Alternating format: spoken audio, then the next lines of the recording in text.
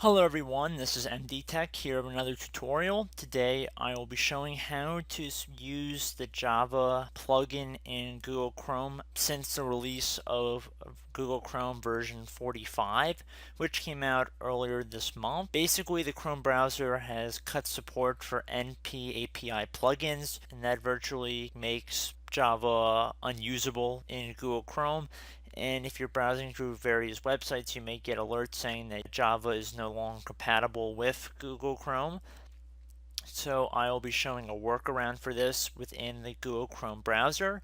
But before I do this, I should also state that there are other browsers that you can use Java for with the most up-to-date versions, and that would be Firefox, Internet Explorer, or Safari. Safari on Macintosh. I don't believe Safari is still kept up to date on Windows computers, but it's still giving people some different options here. To get Java working in Google Chrome, we want to go on Google. We want to type in Chrome extensions and then open up Chrome Web Store. And now in the Web Store, search IE tab. I will put a link in the description for this as well.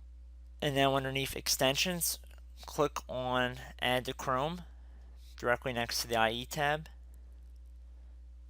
Click on Add Extension. And basically what this will allow Google Chrome to do is emulate the Internet Explorer environment for rendering various web pages. And this can be good, particularly to help load older pages or pages that require Internet Explorer. So we're going to open up this download that just downloaded on our computer here. We're going to click on Run. And there we go, we have the IE tab right now right underneath our address bar. So if I navigate over to our Java page to see if Java works on this computer, we see that we're getting a completely different pop-up here saying just to check to find out-of-date versions. So we're no longer getting anything saying that Google Chrome is no longer supported. So I hope this video helped you out, guys.